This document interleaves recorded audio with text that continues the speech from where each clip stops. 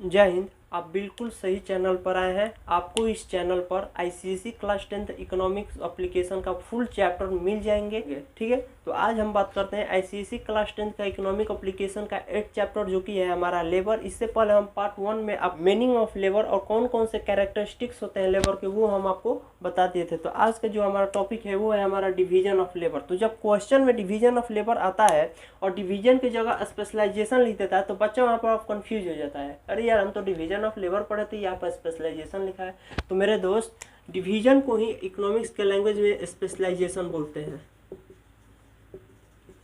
तो question paper में आपको डिवीजन दे या स्पेशलाइजेशन दे, आपको समझ लेना है कि यहाँ पर डिवीजन का बात हो रहा है। यानी अगर आपको दे कि स्पेशलाइजेशन ऑफ लेबर, तो आप समझ लीजिएगा क्या डिवीजन ऑफ लेबर के यहाँ पर बात हो रहा है। ठीक है, दूसरी बात, क्वेश्चन पूछता है कि स्पेशलाइजेशन ऑफ लेबर का आइडिया किसने दिया था, तो वो दिया था एडम स्मिथ ने। एडम स्मिथ कौन है? Adam Smith father of economics Adam Smith को बोला जाता है। तो एडम स्मिथ कहाँ दिए थे? हमसे आकर बोले थे? नहीं, इनका एक बुक है जिसका नाम है वेल्थ ऑफ नेशन। इसी बुक में इन्होंने स्पेशलाइजेशन ऑफ लेबर का जिक्र किया है। ठीक है, तो यहाँ पर 3 सवाल हो गए। पहला, डिवीजन ऑफ लेबर को ही हम स्पेशलाइजेशन ऑफ लेबर बोलते हैं। सेकंड, कि स्पेशलाइजेशन ऑफ लेबर का आइडिया किसने दिया था? Adam Smith. एडम स्मिथ कौन है? फादर ऑफ इकोनॉमिक्स है। अच्छा, इन्होंने किससे कहा था? ये किसी से बोले थे नहीं, ये अपना जो बुक है वेल्थ ऑफ नेशन, इसी में इस टॉपिक का जिक्र किया था। ठीक है, तो अब चलिए हम इसी को आगे बढ़ाते हैं। अब यहाँ पर जो क्वेश्चन उठता है वो उठता है कि आखिर जो एडम स्मिथ है वो स्पेशलाइजेशन ऑफ लेबर क्यों कराना चाहते थे? इनका क्या पॉइंट ऑफ व्यू था? आपको एक उदाहरण देते हैं। ये एक आदमी है जिसका नाम हो गया राम, और ये भी है, हम इसका नाम श्याम नहीं लिखेंगे, रामू। ठीक है, तो ये हो गए राम और ये हो गए रामू। तो राम एक डॉक्टर है और जो रामू है ये टीचर है, एलआईसी का एजेंट भी है, कारपेंटर भी है और फार्मर भी है। तो आप ही बताइए कि राम अपना काम अच्छे से करेगा या रामू अपना काम अच्छे से करेगा? राम को क्या करना है? पेशेंट देखेगा, डायग्नोसिस करेगा, दवा लिखेगा, काम हो गया। और ये भाई साहब रामू स्कूल जाएगा कि अपना खेत जोतवाएगा। फार्मर है तो धान रोपेगा, गेहूँ रोपेगा, ये सब कुछ करेगा। कारपेंटर भी है, एलआईसी का एजेंट भी है। तो अब आप ही बताइए कि ये अच्छे से काम करेगा कि ये अच्छे से काम करेगा? ये अच्छे से काम करेगा। इसीलिए एडम स्मिथ अपने बुक में लिख दिए थे पहले ही कि डिवीजन ऑफ लेबर और स्पेशलाइजेशन ऑफ लेबर होना जरूरी है। किसके लिए? इकोनॉमिक डेवलपमेंट के लिए। अगर इकोनॉमिक डेवलपमेंट चाहिए हमारे देश को, इंडिया को भी एक डेवलप्ड कंट्री बनना है, तो स्पेशलाइजेशन ऑफ लेबर बहुत ज़रूरी है। पहले के समय में क्या था कि एक आदमी बहुत सारे काम करता था। जैसे एक फार्मर है तो वो फार्मर किसान भी था, गाय का वो भी पालता था, गाय का जो घी निकलता था उसको भी सप्लाई करता था। कारपेंटर भी था, बहुत सारे मतलब जॉब करता था। किस लिए? अपना जो उसका नीड है उसको फुलफिल करने के लिए। लेकिन आज का समय जो हो गया वो हो गया स्पेशलाइजेशन। हम दर्जी हैं तो हम सिर्फ दर्जी हैं। अब हम जाकर गाय को नहीं खिलाएंगे और गाय को नहीं रखेंगे। ठीक है, तो आज हम इसी के ऊपर बात करते हैं कि स्पेशलाइजेशन और डिवीजन ऑफ लेबर क्या है। ठीक है, तो चलिए अब हम बात करते हैं कि डिवीजन ऑफ लेबर कितने प्रकार के होते हैं और कौन कौन होते हैं।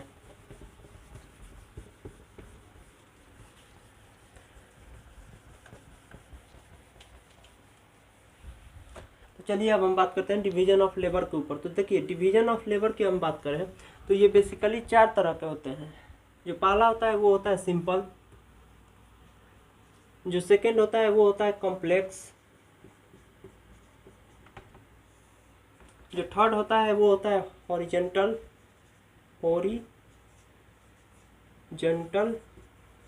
और जो फोर्थ होता है वो होता है टेरिटोरियल। ठीक है, तो यही 4 प्रकार के हमारे डिवीजन ऑफ लेबर होते हैं: सिंपल, कॉम्प्लेक्स, हॉरिजेंटल और टेरिटोरियल। अब इनका भी बहुत सारा नाम है। देखिए, जैसे सिंपल को ही हम पर्सनल बोलते हैं, पर्सनल। ठीक है, सिंपल को ही हम क्या बोलते हैं? पर्सनल बोलते हैं। और पर्सनल का भी एक नाम है ऑक्यूपेशनल। देखिए, ये तीनों एक ही है, सिंपल, पर्सनल, ऑक्यूपेशनल। ठीक है। जो पहला हमारा भाग हो गया वो हो गया सिंपल, पर्सनल, ऑक्यूपेशनल, तीनों का एक ही नाम है। जैसे आपका स्कूल का नाम दूसरा होगा और घर पर आपको लोग प्यार से गोलू, मोटू, छोटू जो भी बुलाते हैं, तो आपका भी 2-3 नाम हो गया। उसी तरह इसका भी 2-3 नाम है। ये हो गया, सपोज कीजिए कि स्कूल का नाम सिंपल, मम्मी इसको बुलाती है पर्सनल और पापा बुलाता है ऑक्यूपेशनल, ठीक है। जो कॉम्प्लेक्स है इसका और एक नाम है process,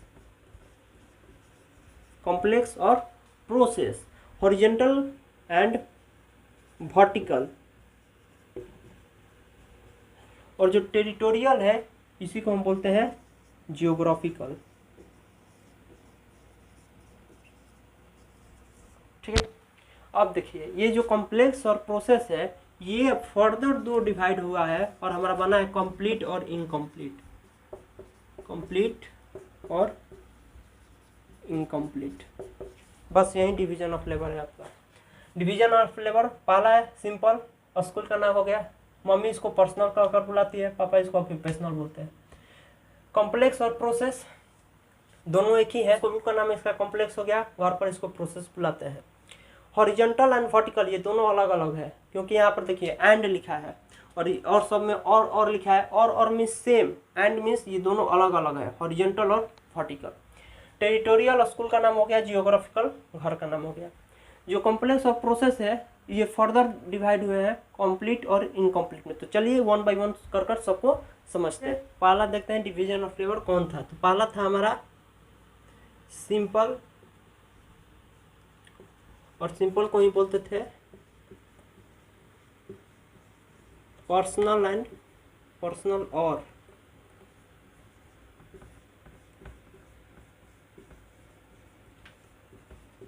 occupational division of labour, ठीक है। पहला जो हमारा था वो था सिंपल डिवीजन ऑफ लेबर। अब सिंपल, पर्सनल और ऑक्यूपेशनल, देखिए सिंपल मीन्स क्या हो गया, साधारण। पर्सनल मीन्स खुद का जो पर्सनल है, हमारा जो चॉइस है उसको पर्सनल बोलते हैं। ऑक्यूपेशनल मीन्स पेशा। क्या हमारा जो पहला है वो है हमारा सिंपल डिवीजन ऑफ लेबर। तो सिंपल डिवीजन ऑफ लेबर क्या है, देखिए आपके आसपास में बहुत सारे डॉक्टर होंगे, इंजीनियर होंगे, टीचर होंगे, ट्रेडर होंगे, यानी बहुत सारे लोग होंगे। उनका जो डिवीजन है उसी को बोलते हैं सिंपल डिवीजन, ठीक है।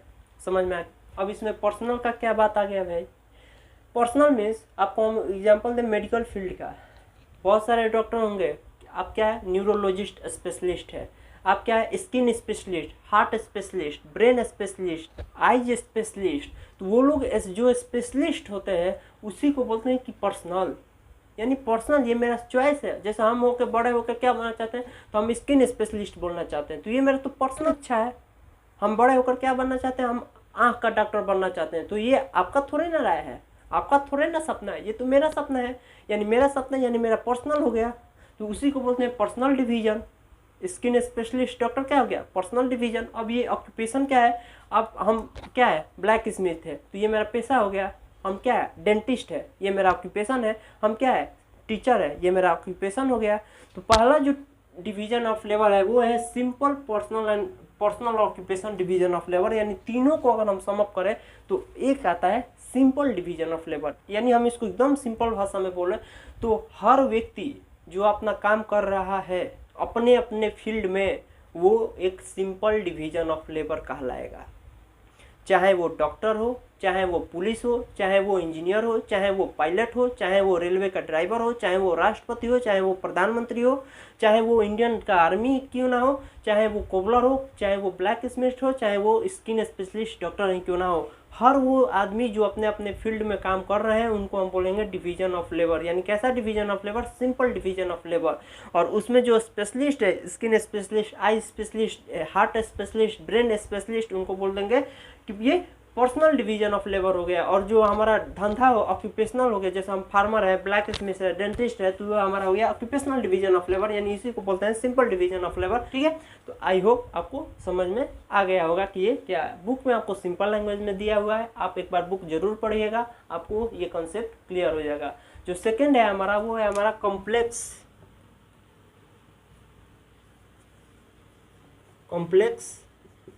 और प्रोसेस डिवीजन ऑफ लेबर। देखिए नाम जरूर कॉम्प्लेक्स है लेकिन ये भी सिंपल है। अब कैसे, और इसमें फिर फर्दर 2 आते हैं। तो फर्दर दो क्या आते हैं, कंप्लीट और इनकम्प्लीट। अब दोनों को समझिए, जो हमारा पहला है वो है कंप्लीट प्रोसेस। अब कंप्लीट प्रोसेस क्या है और ये कैसा अब डिवीजन ऑफ लेबर है। आप सपोज कीजिए कि एक कंपनी है, कैसा कंपनी है, कंपनी नहीं, मान लीजिए कि कॉटन मिल है, कॉटन मिल का एक कंपनी है। अब इस कंपनी में बहुत सारे लेबर होंगे और लेबर का डिवीज़न भी होगा। अब डिवीज़न कैसा भैया, देखिए कॉटन मिल जब है तो इसमें क्या आएगा, कॉटन आएगा, तो कॉटन को लाने वाला अलग लेबर होगा, इसको वीविंग करने वाला अलग लेबर होगा, इसका स्पाइनिंग करने वाला अलग लेबर होगा, इसका ब्लीचिंग करने वाला अलग होगा, और तब लास्ट में जाकर हमारा कॉटन क्लॉथ बनेगा और उसको फाइनली हम यूज करेंगे। तो ये हमारा हो गया कंप्लीट प्रोसेस। नहीं समझे, देखिए एक कॉटन मिल है, सपोज कीजिए कि कॉटन मिल है, तो इस कॉटन मिल में क्या होता है, कपड़ा बनता है और हम कपड़ा को पहनते हैं, लेकिन उस कपड़ा को बनाने के लिए बहुत सारे लेबर का स्टेज है। एक लेबर जाएगा कॉटन लाएगा, अब दूसरा जो लेबर, देखिए एक लेबर कॉटन लाया, यहाँ पर कॉटन इकट्ठा कर दिया, इसका सिर्फ काम क्या है, कॉटन लाना, कॉटन लाना, कॉटन लाना। दूसरा जो लेबर है इस कॉटन को उठाकर सेकंड प्रोसेस में लगाएगा, यानी इसका क्या करेगा, वो इसको स्पाइनिंग करेगा, ऐसे ऐसे ऐसे स्पाइनिंग करेगा। अब इसका काम क्या है, जो सेकंड स्टेज का लेबर है इसका सिर्फ काम है स्पाइनिंग करने का। जो थर्ड पर है वो क्या करेगा, ब्लीचिंग करेगा, इसका सिर्फ काम है ब्लीचिंग करने का। जो फोर्थ है वो क्या करेगा, वीविंग करेगा, बुनेगा। और जो फिफ्थ है उसको कवर कर पैकेट में भरकर अपना कंपनी का मोहर मारेगा और उसको मार्केट में सप्लाई कर देगा। तो ये जो स्टेज है, तो ये एक कंप्लीट स्टेज है। यहाँ से कॉटन आ रहा है और यहाँ से हमारा क्लॉथ निकल रहा है, तो ये हमारा फुल कंप्लीट प्रोसेस है। तो इसी को बोलते हैं कंप्लीट प्रोसेस। इसमें डिवीजन ऑफ लेबर भी हो गया, एक लेबर हो गया कॉटन लाने वाला, एक लेबर हो गया इस कॉटन को अब अच्छे से ऐसे ऐसे ऐसे ऐसे उखाड़ उखाड़ कर, जिसमें डस्ट है, जो उसमें अनवांटेड चीज़ है, उसको बाहर निकाल देगा। फिर उसको थर्ड स्टेज में देगा, यहाँ पर उसका ब्लीचिंग होगा। अब फोर्थ में देगा, यहाँ पर वीविंग होगा, उसका बिनने बुनने का काम होगा। और जो फिफ्थ होगा कवर कर कर उस पर अपना कंपनी का मोहर मारकर उसको मार्केट में सप्लाई कर देगा और फाइनली वो हमारे पास आता है। तो ये जो हमारा प्रोसेस हो गया, इसी को हम बोलते हैं कंप्लीट प्रोसेस है। अब ये इनकम्प्लीट वाला क्या है, अब इसी पर समझिए।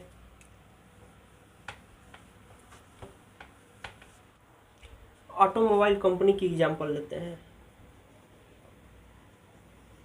ऑटोमोबाइल कंपनी, ऑटोमोबाइल में समझते हैं क्या होता है, कारों मतलब गाड़ी बनाने वाली कंपनी, ठीक है। ऑटोमोबाइल कंपनी मीन्स गाड़ी बनाने वाली कंपनी। तो अब गाड़ी बनाने वाली कंपनी में क्या, आप कार बनाकर वो भी सप्लाई करेगी, जैसे कॉटन लाकर वो कॉटन क्लॉथ बनाकर सप्लाई करता था मार्केट में, उसी तरह ये भी कुछ करेगा क्या, नहीं।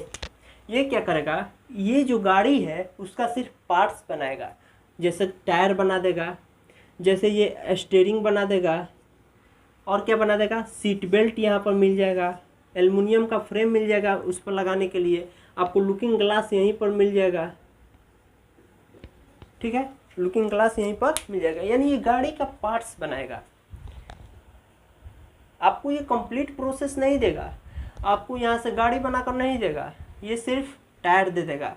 दूसरे कंपनी में कुछ और बन रहा है, दूसरे कंपनी में कुछ और बन रहा है, सारे चीज़ को मिलाकर एक कंपनी में गाड़ी बनेगा। तो ये सपोज कीजिए कि सारा कुछ गाड़ी में लग गया और अब उसका सिर्फ टायर बाकी है, और टायर ये देगा ही नहीं, तो गाड़ी मार्केट में जाएगा नहीं जाएगा। तो इसीलिए इसको बोलते हैं इनकम्प्लीट, यानी एक काम के बिना दूसरा काम अधूरा है, ठीक है। जब तक इसमें टायर नहीं लगेगा ये सप्लाई नहीं होगा, इसी को तो बोलते इनकम्प्लीट प्रोसेस। अब आप यहाँ पर पूछेंगे कि यार ये ना लेबर यहाँ पर क्या हुआ। अब इस टायर को बनाने के लिए भी बहुत सारी स्टेज है। एक जो लेबर है वो सिर्फ रबड़, नेचुरल जो रबड़ होता है उसको कलेक्ट करेगा यहाँ पर। दूसरा जो लेबर है इसमें ब्लैक कार्बन ऐड करेगा, ठीक है, तभी तो इसमें ब्लैक कलर का होगा, ब्लैक कार्बन ऐड होता है। तो अब ब्लैक कार्बन ऐड करने वाला दूसरा लेबर है। उसी तरह बहुत सारी इसमें भी स्टेज है, लेकिन ये इनकम्प्लीट इसलिए कहलाया क्योंकि ये फुल कार बनाकर मार्केट में सप्लाई नहीं कर रहा है, सिर्फ इसका पार्ट्स बना रहा है। और डिवीजन ऑफ लेबर इसलिए ये कहलाएगा क्योंकि इसका जो पार्ट्स है उसको भी बनाने में बहुत सारे लेबर का कैटेगरीज बांटा गया है, ठीक है। जैसे लुकिंग ग्लास ले लीजिए, लुकिंग ग्लास को कोई और लाएगा, उसको पेंट कोई और करेगा, वहाँ पर दूसरे कंपनी में ले जाने वाला कोई और है। तो इसीलिए इसको बोलते हैं हम इनकम्प्लीट प्रोसेस। ठीक है, जो थर्ड है हमारा, इसको इरेज करते रहे।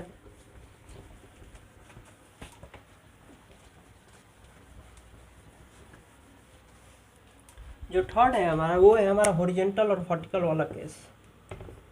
Vertical and horizontal division of labour.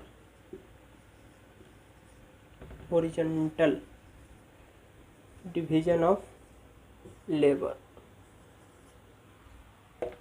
अब ये वर्टिकल और हॉरिजॉन्टल डिवीजन ऑफ लेबर क्या है?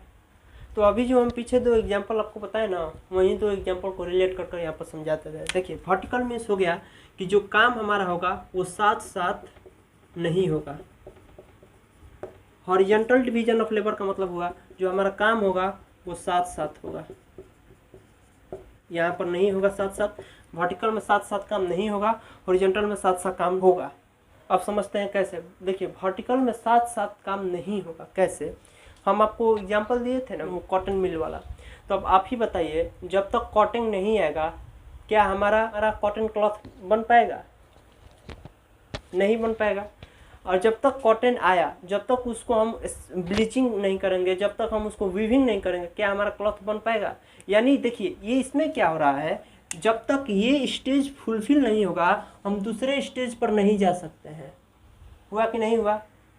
अरे जब तक यहाँ पर कॉटन नहीं आएगा हम दूसरे स्टेज पर कैसे जाएंगे? हम इसको ब्लीचिंग कर रहे हैं, और जब ब्लीचिंग का प्रोसेस ही नहीं हुआ तब तक हम इसको वीविंग कैसे करेंगे? और जब हमारा कपड़ा वीविंग ही नहीं हुआ तब तक हम इसको कवर कर अपने कंपनी का मोहर कैसे लगाएंगे?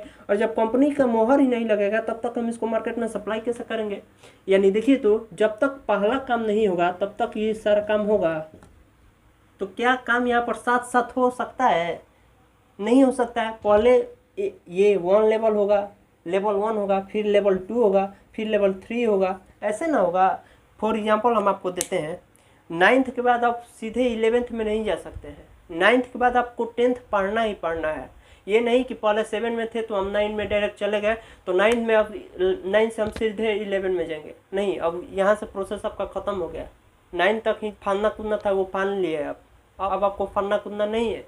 तो देखिए, साथ साथ नहीं होगा, यानी जो वर्टिकल डिवीजन ऑफ लेबर का मतलब यही हुआ कि जब तक ये हमारा काम नहीं होगा तब तक हम इस लेवल पर नहीं जाएंगे। जब तक हमारा कॉटन नहीं आएगा तब तक हम उसको ब्लीचिंग नहीं कर पाएंगे, और जब तक ब्लीचिंग नहीं होगा तब तक हम उसका वीविंग नहीं करेंगे। जब तक वीविंग नहीं होगा तब तक हम कंपनी का मोहर नहीं लगा सकते, और जब तक मोहर नहीं लगेगा तब तक यार हम मार्केट में सप्लाई नहीं करेंगे। तो ये हमारा हो गया वर्टिकल, यानी हम साथ साथ काम नहीं कर सकते हैं। पहले हमारा लेवल 1 होगा, अब ये नहीं कि लेवल 1 यानी हमारा कॉटन भी आ रहा है और यहाँ पर हम मार्केट में सब, अरे भाई ठीक है, तो ये नहीं होगा कि ये लेवल 1 और लेवल 2 एक साथ साथ हो रहा है। पहले कॉटन आएगा, दूसरा स्टेज होगा, तब ना तीसरा होगा। तो यहाँ पर साथ साथ काम नहीं हो सकता है। किस में? वर्टिकल में। हॉरिजॉन्टल में हम साथ साथ काम कर सकते हैं। कैसे? आपको ऑटोमोबाइल वाला एग्जाम्पल दिए थे। इस कंपनी में सपोज कीजिए कि टायर बन रहा है, दूसरे कंपनी में सपोज कीजिए कि सीट बेल्ट बन रहा है, तीसरे कंपनी में सपोज कीजिए कि कार का जो फ्रेम है उसको बनाया जा रहा है, फोर्थ में हमारा जो हेडलाइट है उसको बनाया जा रहा है। यानी साथ साथ यहाँ पर काम हो रहा है। और फिर एक कंपनी है, चारों तरफ से सामान आया और एक कार तैयार हो गया। यहाँ पर साथ साथ काम हो रहा है। कहीं पर हेडलाइट बन रहा है, कहीं पर टायर बन रहा है, कहीं पर सीट बेल्ट बन रहा है, कहीं पर कार का फ्रेम बन रहा है। यानी चारों तरफ एक जगह पर ला देंगे, उसको मिला देंगे, ये हमारा बन जाएगा, काम हो जाएगा। समझ में आ रहा है कि नहीं? साथ साथ यहाँ पर काम हो सकता है, साथ साथ यहाँ पर काम नहीं हो सकता है। हॉरिजॉन्टल में क्यों नहीं हो सकता है? सॉरी, वर्टिकल में क्यों नहीं, एक साथ क्यों नहीं हो सकता है? जब तक हमारा कॉटन नहीं आएगा तब तक हमारा कंपनी कैसे ब्लीचिंग करेगा? किसका ब्लीचिंग करेगा? अरे भाई, ब्लीचिंग करना किसका है? कॉटन का ना। अब फेस का हम थोड़ी ना ब्लीचिंग करेंगे। हालांकि फेस को भी हम जो धागा से ऐसे ऐसे घिसता है ना, उसको ब्लीचिंग कहते हैं। लड़के सब बहुत अच्छी तरह से जानती है, तो उसको ब्लीचिंग कहते हैं। तो यहाँ पर देखिए, जब तक कॉटन नहीं आएगा तब तक हम उसको ब्लीचिंग नहीं कर, आप समझ गए होंगे, आपको इसको घुमाना नहीं है। और हॉरिजॉन्टल में से हम एक ही काम को साथ साथ कर सकते हैं। जो थर्ड है हमारा, सॉरी जो फोर्थ है हमारा, वो है टेरिटोरियल और जियोग्राफिकल। जो फोर्थ है हमारा वो है टेरिटोरियल और जियोग्राफिकल ऑफ लेबर। देखिए टेरिटोरियल और जियोग्राफिकल डिवीजन ऑफ लेबर क्या है। आप सपोज कीजिए कि ये हमारा नॉर्थ ईस्ट पार्ट है इंडिया का, यूपी, और ये हमारा हो गया मुंबई, ठीक है। तो देखिए यहाँ पर हम लगाए एक कॉटन टेक्सटाइल, और हम यहाँ पर भी एक लगाए कॉटन टेक्सटाइल,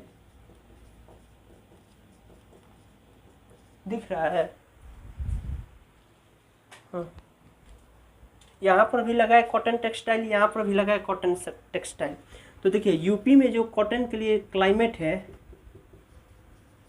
वो एकदम जीरो है। यूपी में जो प्रोडक्शन होता है कॉटन का वो भी साफ जीरो है। दूसरी तरफ जो कॉटन टेक्सटाइल मुंबई में हम लगाए हैं, तो कॉटन के लिए मुंबई का जो क्लाइमेट है बेस्ट है। जो कॉटन का मुंबई में प्रोडक्शन होता है वो भी सबसे ज़्यादा होता है। तो हम फैक्ट्री यहाँ पर लगाएंगे तो ज़्यादा अच्छा रहेगा कि फैक्ट्री यहाँ पर लगाएंगे तो ज़्यादा अच्छा रहेगा। जाहिर सी बात है कि हम यूपी में लगाएंगे तो हमारा जो पैसा है वो डूब जाएगा और यहाँ पर पैसा उठ जाएगा। तो मुंबई में हम फैक्ट्री लगाएंगे, क्यों? क्योंकि यहाँ का क्लाइमेट अच्छा है, यहाँ का प्रोडक्शन भी अच्छा है। यूपी में हम क्यों लगाएंगे? क्लाइमेट भी अच्छा नहीं है, प्रोडक्शन भी नहीं होता है। उसी तरह हमारा जमशेदपुर हो गया, जमशेदपुर एंड भिलाई स्टील के लिए फेमस है। अब वो कंपनी उठेगा और आ जाएगा बिहार में, बिहार में कुछ है ही नहीं, तो उसका क्या होगा? पैसा ख़त्म ही हो जाएगा, डूब ही जाएगा। इसीलिए जो जगह जगह से स्पेशलाइजेशन कर कर, यानी जोग्राफिकल हम लोकेशन देकर अपना इंडस्ट्री या कोई भी सेटअप फिक्स करते हैं। जैसे हमारा बंगाल और हुगली रीजन, कोलकाता का जो रीजन है उसमें जूट के लिए फेमस है, तो वहाँ पर जूट इंडस्ट्री लग जाएगा। तो ये जो स्टेट आपस में जो स्टेट का जो लोकेशन हो गया जोग्राफिकल बेसिस के आधार पर, इसको हम बोलते हैं नेशनल डिवीजन ऑफ लेबर।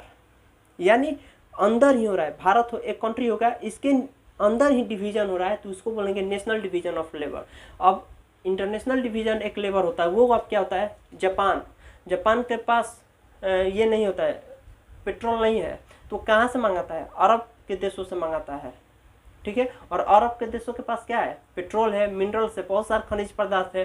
तो वो जो कंट्री का जो डिवीजन होता है उसको बोलते हैं इंटरनेशनल डिवीजन ऑफ लेबर। और जो ये एक कंट्री के बीच में ही स्टेट और दूसरे स्टेट के बीच में जो डिवीजन होता है उसको हम बोलते हैं नेशनल डिवीजन ऑफ लेबर। तो क्वेश्चन कभी कभी पूछ देता है कि नेशनल डिवीजन और इंटरनेशनल डिवीजन में क्या अंतर है, तो आपको बता देना है कि नेशनल डिवीजन इंडिया मतलब कंट्री के अंदर होता है, और इंटरनेशनल डिवीजन क्या है? जब एक कंट्री दूसरे कंट्री के साथ इंपोर्ट या एक्सपोर्ट करता है तो उसी को बोलते हैं इंटरनेशनल डिवीजन ऑफ लेबर, ठीक। तो आई होप कि आपको ये समझ में आ गया होगा कि डिवीजन ऑफ लेबर क्या है। अगर आपको नहीं समझ में आया तो एक बार फिर से यार देख लो ये, क्योंकि जो मेरा एम है, आपका एम है, वो एक ही होना चाहिए। इकोनॉमिक्स में मचा देना है, 98 to 99 मार्क्स आपको लाना है, ठीक है। यही मेरा यूट्यूब का एम है। आप मेरे चैनल के जो फ्रंट डिस्क्रिप्शन है उसको भी देख सकते हैं, यही एम है। आप सबसे एक बात करना चाहते हैं, देखिए अगर कोई ICSE में बच्चा 80% आता है तो वो CBSE का जो बच्चा 90% लाया है उसका इक्वल है, ठीक है। CBSE में क्या है? साइंस का सपोज कीजिए साइंस का बुक है, तो साइंस के बुक में CBSE में दे दिया टोटल 15 चैप्टर, लेकिन ICSE में क्या है? अब फिजिक्स का अलग 15 चैप्टर, बायोलॉजी का अलग 15 चैप्टर, केमिस्ट्री का अलग 15, 45 हो गया ऐसे ही। तो ये 15 चैप्टर पढ़ रहा है, आपको 45 चैप्टर पढ़ना पड़ रहा है। एग्जाम्पल दे रहे हैं, 45 से बहुत ज़्यादा होता है चैप्टर्स।